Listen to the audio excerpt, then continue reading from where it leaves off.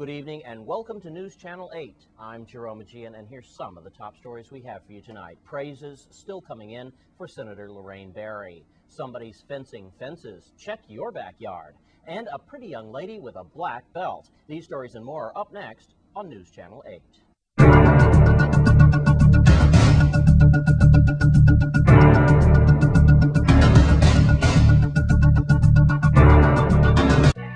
News Channel 8 is sponsored by Centennial. Centennial is joining AT&T for greater coverage, more innovation, and better service.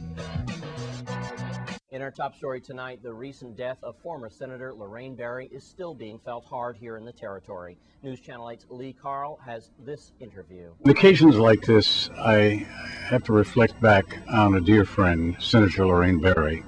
Well known to me, many times I've done interviews with her, and I was fortunate to be on hand at Palms Court Harborview in the last public appearance of Senator Lorraine Berry before she passed away. I believe in God, I believe in prayers, and the community uplifted me, and your station and Addie and all of you did a lot to get the community involved in praying for me, and I would say that God heard those prayers. Oh, it's wonderful. And I am feeling great. You look good. You look really good. I feel great. I still taking my chemo, but I have no side effects. And I thank God every day for that. And I'm just hoping I could hear that, whatever was wrong is now gone. In St. Thomas, Lee Carl for News Channel 8. Thanks, Lee Carl. And here on St. Croix, the aftershocks are still being felt. News Channel 8's Wes Small files this report. Thanks a lot, Jerome. We are still looking at this dynamic woman, Senator Lorraine Berry, and condolences are still pouring in from all over the territory, including the United States. I'm here now with former Lieutenant Governor Bargrave Richards, who served under Governor Turnbull, also five-term senator who had the pleasure of serving with Senator Lorraine Berry. And off camera, we were talking about your roles as a senator in this territory, and you called me up this morning and you said, Wes, please let me say something on behalf of Senator Lorraine Berry. Well, thank you again for the opportunity, and I want to extend to particularly Richard my heartfelt condolences on the passing of Senator Lorraine Berry. Richard is her husband. Yes, that's her husband, and he stood by her like nobody else, and always were right behind her. So I want to extend my condolences to him and the family at large. I wanted to say that I had the opportunity to serve with Senator Berry in the 21st, the 22nd, the 23rd, and the 24th legislatures.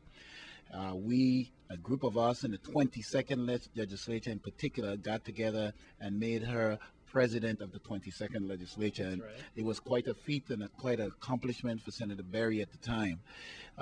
The senators involved, if I can recall some of them, Senator Gomez, Senator Carol Burke, who was the majority leader at the time, Senator Camacho, now the magistrate judge, Senators Liliano.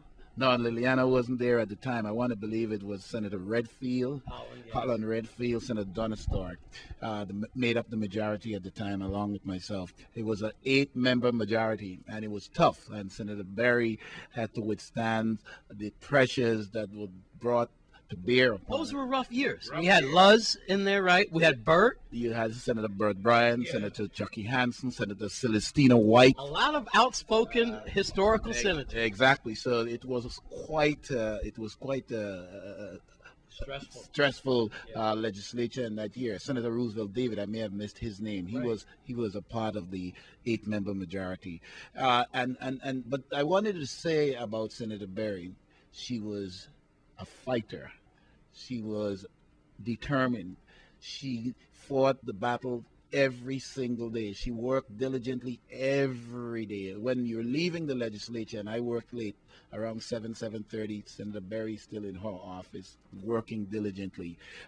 Regardless of your differences or what differences you may have with her, she was a passionate fighter. I always believed that her DNA was politics. I think politics ran through every vessel of her body.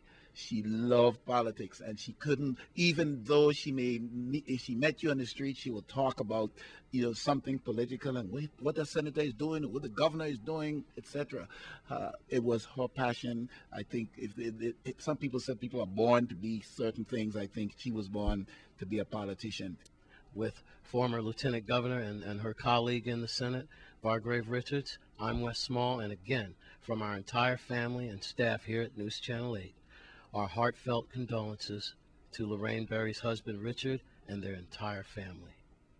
I'm Wes Small for News Channel 8. Thanks, Wes Small and Vargrave Richards. And it's Wednesday. Time to check in with your Crime Stoppers report. Here's Natalie Hollins.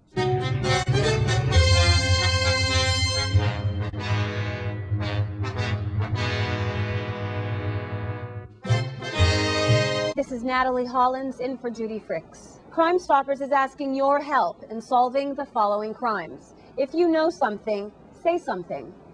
Even the smallest bit of information may be just what law enforcement needs to solve these cases. In St. Croix, counterfeit $100 bills have been circulating, and several unsuspecting persons have been victimized by this crime. The bills are very similar to real bills, but do not have the color shift ink and other security features. Let us know who is making or passing these bills. The minimum reward for an arrest is $357. In St. John, police are requesting your assistance with a theft that occurred on April 14th. At K&S Caribbean LLC in Susannaburg, where someone broke into a business container and removed several custom-made handrails and sheets of boards. Police feel that a truck was used to remove these items. The minimum reward for an arrest is $714. And on St. Thomas, Monday, July 12th, police responded to shots fired in the area of Cokie Point. 2 people were shot and later died of their injuries. Steve Tyson was arrested for these homicides. However, police want to know if any others were involved.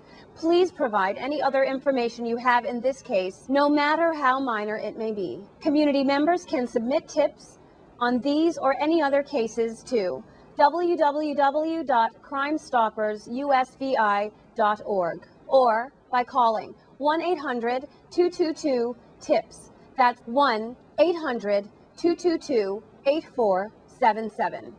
If a tip leads to an arrest or the recovery of stolen property, illegal drugs, or weapons, the tipster receives a cash reward to be paid according to the instructions of payment of the tipster. Only anonymous callers to Crime Stoppers are eligible for these cash rewards. And our technology makes it virtually impossible for anyone to trace your tip back to you. To learn how it works, visit www.crimestoppersusvi.org. Crime Stoppers USVI is run by volunteers and is financed by membership dues and sponsor contributions. We need you to join us in this fight against crime in the Virgin Islands. Please visit our website and become a due-paying member.